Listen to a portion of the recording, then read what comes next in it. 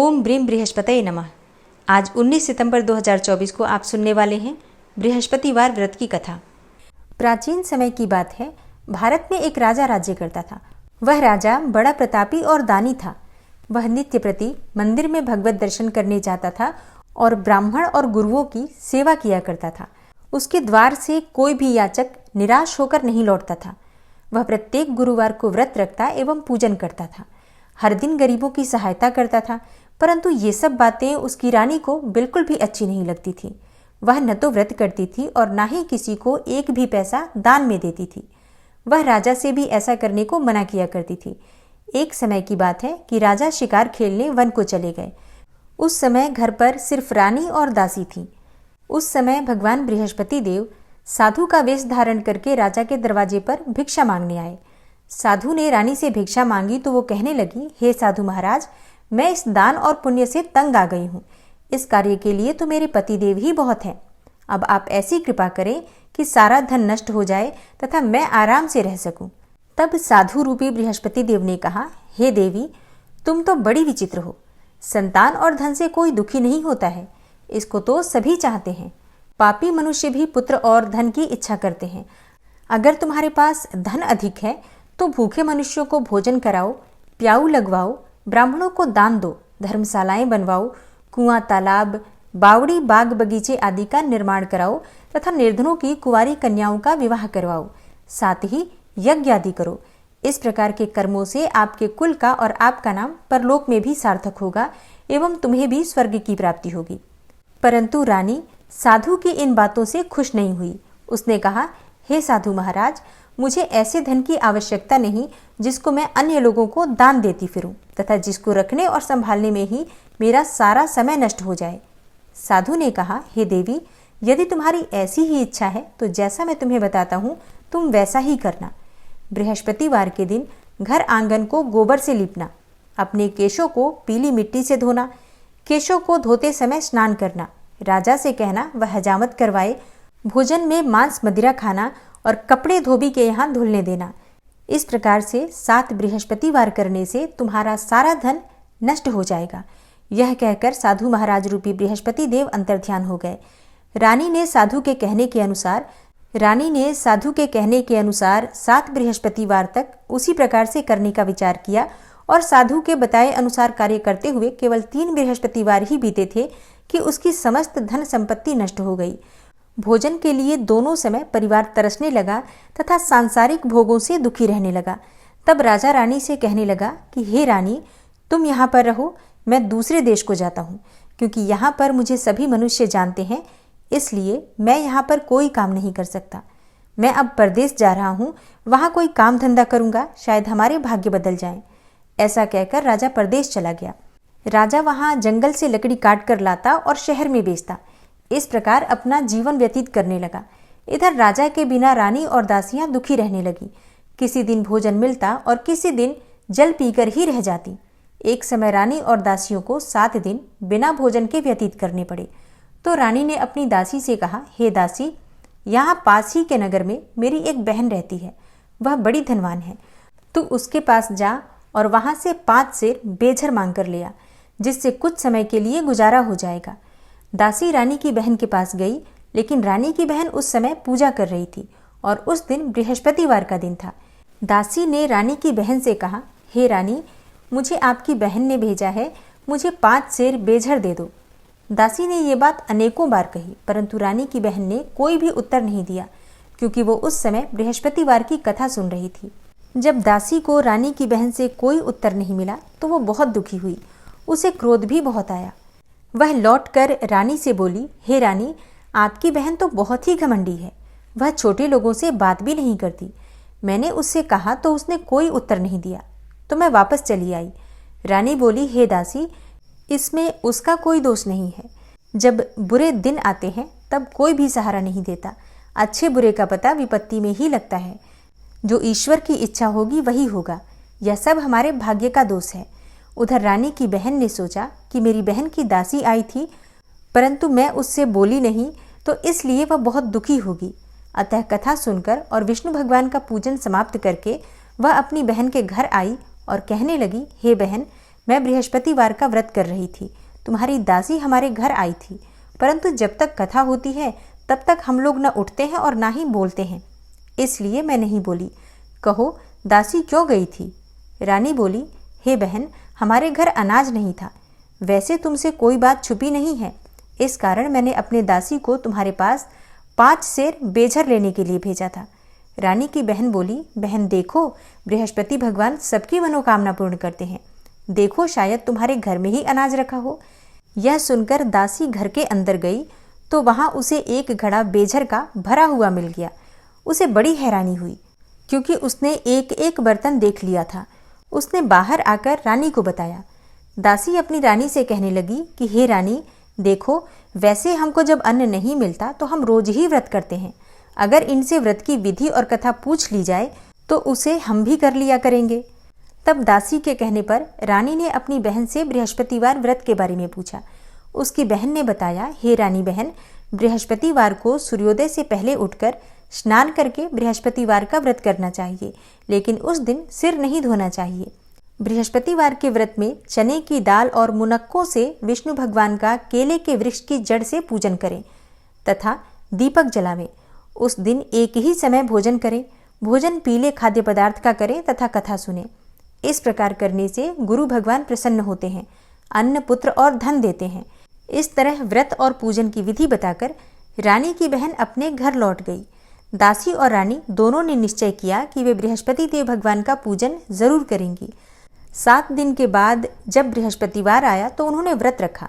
घुड़साल में जाकर चना और गुड़ बीन लाई तथा उसकी दाल से केले की जड़ में विष्णु भगवान का पूजन किया।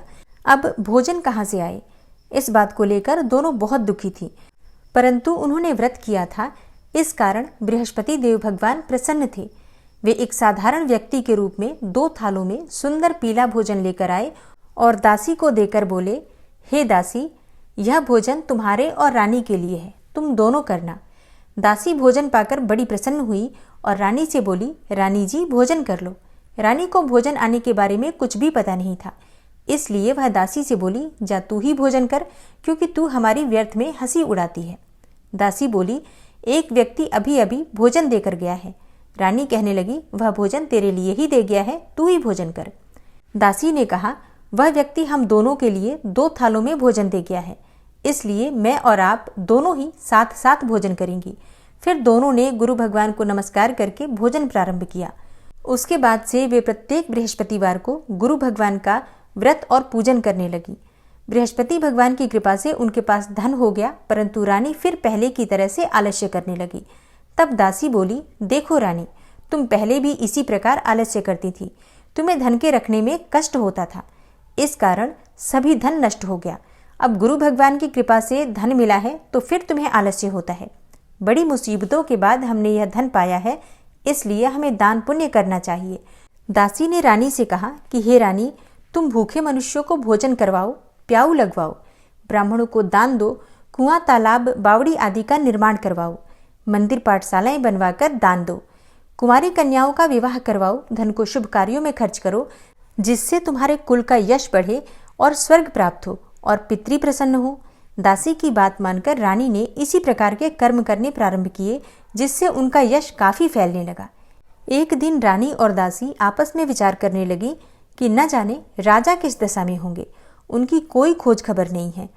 गुरु भगवान से उन्होंने प्रार्थना की और भगवान ने रात्रि में राजा को स्वप्न में कहा, हे राजा उठ, तेरी रानी तुझको याद करती है, अब अपने देश को लौट जा। राजा प्रातःकाल उठकर जंगल से लकड़ियां काटकर लाने के लिए जंगल की ओर चल पड़ा। जंगल से गुजरते हुए वह सोचने लगा कि रानी की गलती की वजह से कितने दुख भोगने पड़े।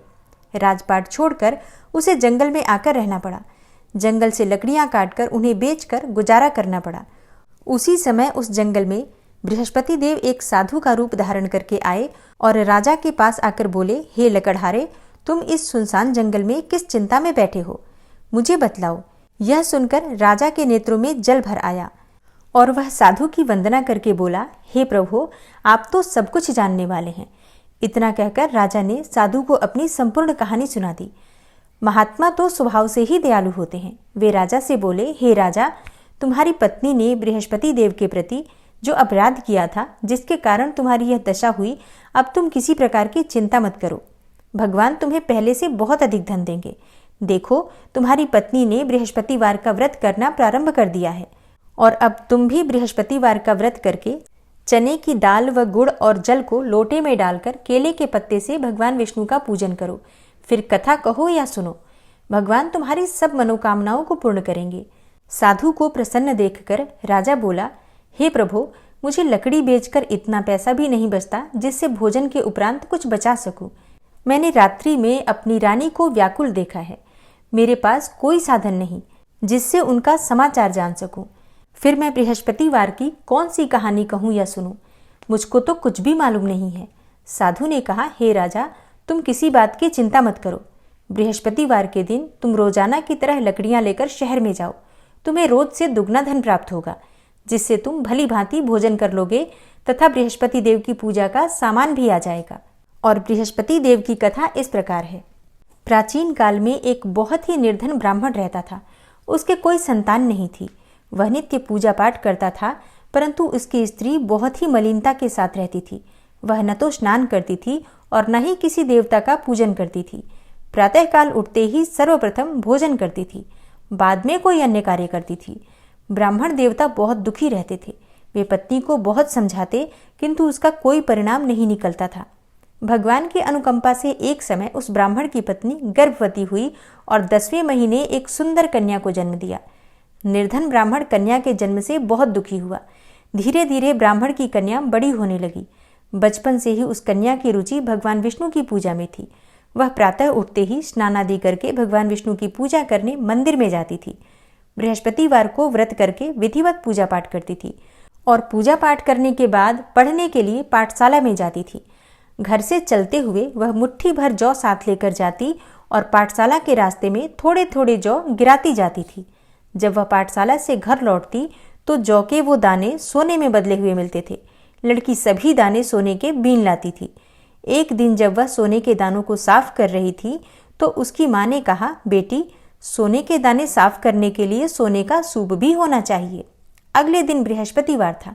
उसने भगवान बृहस्पति देव की पूजा करते हुए प्रार्थना की कि हे भगवान, यदि आपका व्रत मैंने विधिवत किया है तो मुझे सोने का सूप दे दो। भगवान बृहस्पति देव ने उसकी मनोकामना पूरी करने का वचन दिया। पाठशाला से लौटते समय उसे रास्ते में सोने का सूप पड़ा हुआ मिला। घर लौटकर सोने का सूप अपनी माँ को दिखाकर वह सोने के दाने साफ करने लगी। उसी समय नगर का राजकुमार उसके घर के पास से गुजरा। उस सुंदर लड़की को सोने के सूप में जौ साफ करते देखकर राजकुमार उस पर मोहित हो गया। महल में लौटकर राजकुमार ने राजा से उस लड़की से विवाह करने की इच्छा प्रकट की। तो राजा ने ब्राह्मण को महल में बुलाकर राजकुमार से उस लड़की के विवाह की बात कही। ब्राह्मण तैयार हो गया। धूमधाम से उस लड़की का विवाह राजकुमार से हो गया। दुल्हन बनकर ब्राह्मण की लड़की महल में चली गई। लड़की के जाने से ब्राह्मण फिर से निर्धन हो गया। उसे कई कई दिन भोजन भी नहीं मिलता था। बहुत दुखी होकर ब्राह्मण एक दिन अपनी लड़की के पास गया। अपने पिता से निर्धनता का समाचार सुनकर उसे बहुत सा धन देकर पिता को विदा किया। उस धन से ब्राह्मण के कुछ दिन तो आराम से गुजर गए, लेकिन जल्दी ही फिर से भूखों मरने की हालत हो गई। ब्राह्मण अपनी लड़की से धन लेने के लिए फिर महल में पहुंचा। लड़की ने पिता की बुरी हालत देखकर कहा, पिताजी, आखिर कब तक आप मुझसे धन लेकर जीवन यापन करेंगे? आप कोई ऐसा उपाय क्यों नहीं करते जिससे कि आपका घर धन संपत्ति से भर जाए? ब्राह्मण ने कहा, मैंने तेरी माँ को बहुत समझा लिया, पर उसकी समझ में कुछ भी नहीं आता। उसका फूहड़पन नष्ट हो तो घर की निर्धनता भी दूर हो जाए। तब कुछ सोचकर लड़की ने पिता से कहा, हे पिताजी, आप कुछ दिनों के लिए माँ को मेरे पास छोड़ जाओ। तब कुछ सोचकर ब्राह्मण पत्नी को लड़की के पास महल में छोड़ आया। लड़की ने अपनी माँ से कहा, माँ, तुम कल प्रातःकाल उठकर स्नान आदि करके भगवान बृहस्पति देव का यानी कि विष्णु जी का पूजन अवश्य करना। पूजा करने से तुम्हारी निर्धनता अवश्य ही दूर हो जाएगी। लेकिन उसकी माँ ने उसकी कोई बात नहीं मानी। तब क्रोधित होकर लड़की ने अपनी माँ को एक कक्ष में बंद कर दिया। सूर्योदय के समय माँ को उठाकर जबरदस्ती उसे स्नान कराया, फिर मंदिर में ले जाकर भगवान बृहस्पति देव की पूजा कराई। कुछ दिनों तक ऐसा करने से माँ की बुद्धि में परिवर्तन हुआ और वह स्वयं ही बृहस्पतिवार का व्रत रखने लगी। उसके व्रत रखने से ब्राह्मण के घर में भगवान विष्णु की अनुकंपा से धन की वर्षा होने लगी। दोनों पति पत्नी धन संपत्ति पाकर आनंद पूर्वक जीवन यापन करते हुए विष्णु धाम को चले गए। लकड़हारा बने राजा ने उन साधु से भगवान बृहस्पति देव की यह कथा सुनकर बृहस्पतिवार का व्रत करके भगवान विष्णु की पूजा की। उस दिन से उसके सभी क्लेश दूर हो गए। लेकिन अगले बृहस्पतिवार को कामकाज में अधिक व्यस्त रहने के कारण उसने भगवान बृहस्पति देव का व्रत नहीं किया। भगवान बृहस्पति देव लकड़हारे से क्रोधित हो गए और उसे भूल की सजा दी। उस दिन नगर के राजा ने नगर में घोषणा करके सबको सूचित किया कि प्रत्येक नागरिक मेरे महल में भोजन करने आए, जो नहीं आएगा उसे अपराधी मानकर भारी दंड दिया जाएगा। लकड़हारा बने राजा ने उस नगर के राजा की घोषणा तो सुनी, लेकिन जंगल से लकड़ी काटकर लाने और उन्हें बेचने में देर हो जाने के कारण वह समय पर महल में भोजन करने नहीं जा सका। अतः राजा के सैनिक उसे पकड़कर महल में ले गए। राजा ने उसे महल के एक कक्ष में बिठाकर भोजन कराया। उस कक्ष में एक खूंटी पर रानी का सोने का हार लटका हुआ था। लकड़हारा अकेला उस कक्ष में भोजन कर रहा था। तभी उसने एक आश्चर्यजनक घटना घटती देखी। देखते ही देखते वह खूंटी हार को निगल गई। थोड़ी देर के बाद राजा ने हार को गायब देखा तो लकड़हारे को कारावास में डलवा दिया। लकड़हारा मन ही मन अपने भाग्य को कोसने लगा। तभी उसे जंगल में मिले साधु का स्मरण हो आया। थोड़ी देर बाद में भगवान बृहस्पति देव सन्यासी के रूप में उसके सामने प्रकट हुए और कहा, हे लकड़हारे, तूने बृहस्पतिवार के दिन भगवान बृहस्पति देव की पूजा नहीं की, इसी कारण तुम्हें कष्ट हुआ है। लेकिन अब तुम चिंता मत करो। बृहस्पतिवार के दिन कारागार के दरवाजे पर तुम्हें कुछ पैसे पड़े हुए मिलेंगे। उन पैसों से भगवान बृहस्पति देव का व्रत करके उनकी पूजा करोगे तो तुम्हारे सारे दुख नष्ट हो जाएंगे। बृहस्पतिवार के दिन दरवाजे पर पड़े मिले पैसों से चने और गुड़ मंगाकर लकड़हारे ने बृहस्पतिवार की कथा कही तो भगवान बृहस्पति देव ने प्रसन्न होकर उस नगर के राजा को स्वप्न में लकड़हारे को कारागार से मुक्त करने का आदेश दिया। सुबह राजा ने अपने कक्ष में आकर देखा तो खूंटी पर रानी का हार टंगा हुआ था। राजा ने लकड़हारे को मुक्त कर दिया और उसे धन और आभूषण देकर विदा किया। लकड़हारा बना राजा उस नगर से चलकर अपने नगर में पहुंचा तो उस नगर में कुएं, धर्मशाला, बाग बगीचे देखकर बहुत प्रसन्न हुआ। राजा ने किसी से पूछा, ये कुएं, धर्मशालाएं किसने बनवाई हैं? सबने उसे बताया कि ये सब रानी और उसकी दासी ने बनवाए हैं। राजा महल में पहुंचा तो रानी ने उसका भव्य स्वागत किया। तब राजा ने निश्चय किया कि सप्ताह में एक बार तो सभी बृहस्पति देव का व्रत तथा पूजन करते हैं, परंतु मैं प्रतिदिन व्रत किया करूंगा तथा दिन में 3 बार कथा कहा करूंगा। अब राजा हर समय दुशाले में चने की दाल बांधे रहता था तथा दिन में 3 बार बृहस्पति देव की कथा कहता। कुछ दिनों के बाद राजा को अपनी बहन की याद आई। एक दिन घोड़े पर सवार होकर राजा अपनी बहन से मिलने चल दिया। अभी राजा नगर के बाहर पहुंचा ही था कि उसने कुछ लोगों को एक शव को ले जाते हुए देखा। राजा को स्मरण हो आया कि आज उसने किसी को बृहस्पतिवार की कथा नहीं सुनाई। राजा ने उन लोगों को रोक कर कहा, हे भाइयों, आप सबको ले जाने से पहले मुझसे बृहस्पतिवार की कथा सुन लें। लोगों ने राजा पर क्रोधित होते हुए कहा, तुम पागल तो नहीं हो? लेकिन कुछ बड़े बूढ़े लोगों ने कहा, अच्छा भाई, साथ में चलते चलते तुम अपनी कथा भी सुना लो। राजा ने चलते हुए आधी कथा ही सुनाई थी कि शव हिलने लगा। राजा की पूरी कथा सुनाते ही शव उठकर बैठ गया। लोगों ने हैरानी से दांतों तले उंगली दबाई और अगले बृहस्पतिवार से भगवान बृहस्पति देव का व्रत करने तथा कथा सुनने का निश्चय कर लिया। घोड़े पर सवार होकर राजा चलते हुए एक किसान के पास पहुंचा। किसान अपने खेत में हल चला रहा था। राजा ने कहा, अरे भाई, मुझसे बृहस्पतिवार की कथा सुन लो। किसान झुंझला कर बोला, जब तक मैं तेरी कथा सुनूंगा तब तक तो मैं 4 हरैया जोत लूंगा। जा अपनी कथा किसी और को सुनाना। राजा निराश होकर चलने लगा। तभी किसान के बैल लड़खड़ा कर जमीन पर जा गिरे और किसान के पेट में भी बड़े जोरों का दर्द होने लगा। उस किसान की पत्नी जब खाना लेकर आई तो उसने किसान से इस बारे में पूछा और किसान ने घुड़सवार की पूरी कहानी कह सुनाई।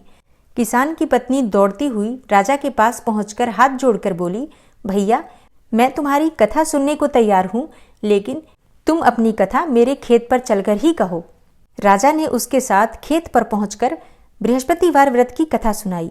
तभी बैल उठकर खड़े हो गए। किसान के पेट का दर्द भी तुरंत ठीक हो गया। राजा अपनी बहन के घर पहुंचा तो उसकी बहुत आवभगत हुई। अगले दिन सुबह उठकर राजा ने देखा कि घर के सभी लोग भोजन कर रहे हैं। किसी भूखे को बृहस्पतिवार की कथा सुनाए बिना राजा भोजन नहीं करता था। उसने अपनी बहन से कहा, हे बहन, क्या घर में कोई ऐसा व्यक्ति है जिसने भोजन नहीं किया हो? उसकी बहन बोली, भैया, हमारे घर में तो क्या, आपको पूरे नगर में कोई ऐसा व्यक्ति नहीं मिलेगा जिसने सुबह सुबह भोजन नहीं किया हो। तब राजा ने अपनी बहन के घर से निकलकर उस नगर में बिना भोजन किए व्यक्ति की तलाश की। एक गडरिये के घर में उसका बेटा बीमार होने के कारण भूखा रह गया था। राजा ने उसको जाकर बृहस्पतिवार व्रत की कथा सुनाई। कथा सुनते सुनते ही गडरिये का बीमार बेटा बिल्कुल ठीक हो गया। सबने राजा की बहुत प्रशंसा की। एक दिन राजा ने अपनी बहन से कहा, बहन, अब हम अपने घर जाना चाहते हैं, तुम भी हमारे साथ चलो, कुछ दिन वहां रहकर लौट आना। राजा की बहन ने अपनी सास से पूछा तो सास ने ताने देते हुए कहा, बहू, मायके जाना हो तो अकेली ही जाना, मेरे पोतों को मत ले जाना। तुम्हारे भाई के कोई संतान नहीं है, कहीं तुम्हारी भाभी मेरे पोतों पर कोई जादू टोना न कर दे। बहन ने अपने भाई से कहा, हे भैया, मैं तो चलूंगी पर कोई बालक नहीं जाएगा। राजा बोला, जब कोई बालक ही नहीं चलेगा तब तुम ही जाकर क्या करोगी? बड़े दुखी मन से राजा अपने नगर को लौट आया। रानी ने राजा से कहा, आप तो अपनी बहन को साथ लाने की बात कहकर गए थे, फिर बहन को साथ क्यों नहीं लाए? तब राजा ने दुखी होते हुए कहा, हे रानी, हम निसंतान हैं, इसलिए कोई हमारे घर आना पसंद नहीं करता। रानी ने राजा को समझाया, हे प्राणनाथ, हमें बृहस्पति देव ने सब कुछ दिया है, अब भगवान बृहस्पति देव हमें संतान भी अवश्य देंगे। बृहस्पतिवार को विधिवत व्रत करते हुए राजा रानी ने भगवान बृहस्पति देव से संतान के लिए प्रार्थना की। कुछ दिनों के बाद उन्होंने स्वप्न में दर्शन देते हुए कहा, हे राजन, तेरी मनोकामना अवश्य पूरी होगी। एक सप्ताह बाद ही रानी गर्भवती हो गई और उसी रात को बृहस्पति देव ने राजा से स्वप्न में आकर कहा, हे राजा, उठ, सभी सोच त्याग दे, तेरी रानी गर्भ से है। राजा को यह बात सुनकर बड़ी खुशी हुई। 10वें महीने उन्हें एक सुंदर पुत्र की प्राप्ति हुई।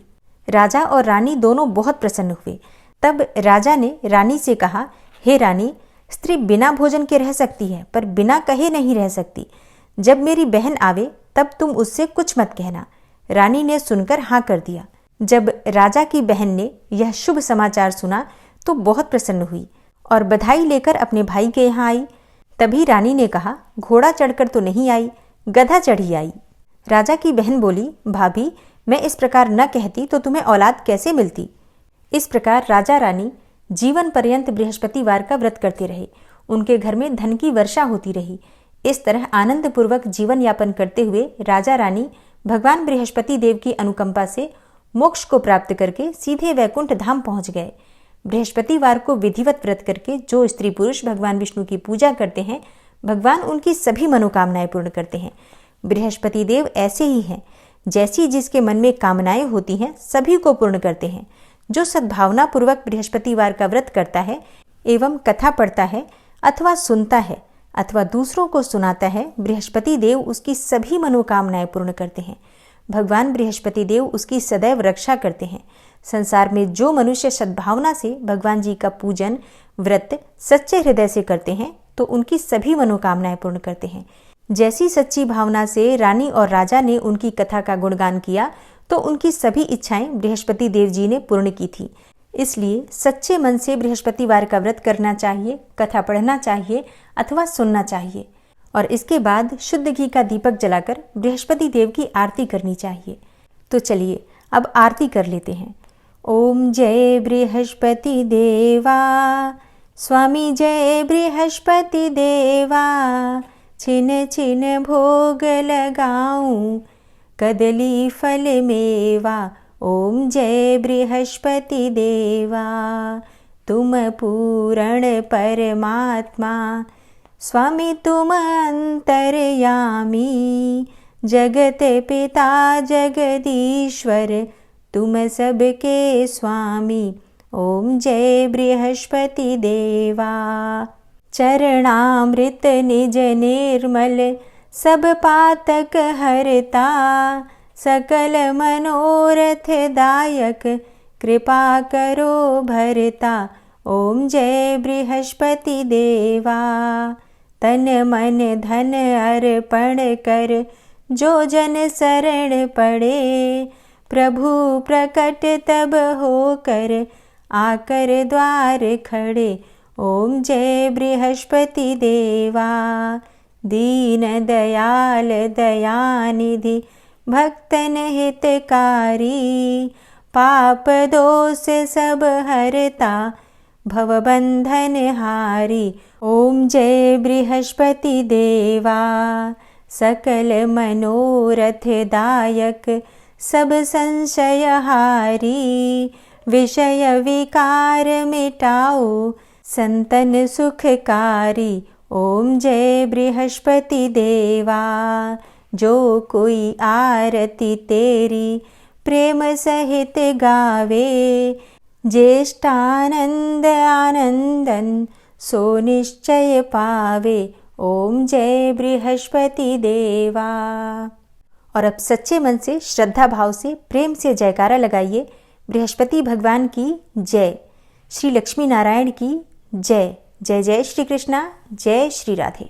दोस्तों, आज की वीडियो आपको कैसी लगी कमेंट बॉक्स में ज़रूर बताइए, और अच्छी लगी हो वीडियो तो लाइक करके और शेयर भी ज़रूर कीजिए। और चैनल पर पहली बार आए हैं, अगर अभी तक आपने चैनल को सब्सक्राइब नहीं किया है तो आज की वीडियो अगर आपको अच्छी लगे तो चैनल को सब्सक्राइब करके बेल आइकन को ज़रूर प्रेस कर लीजिए। इससे ये होगा कि इस चैनल पर जो नई वीडियो अपलोड होंगी उनकी नोटिफिकेशन आपको सही समय पर प्राप्त होगी। मिलती हूँ मैं आपसे अगली वीडियो में, तब तक के लिए नमस्कार।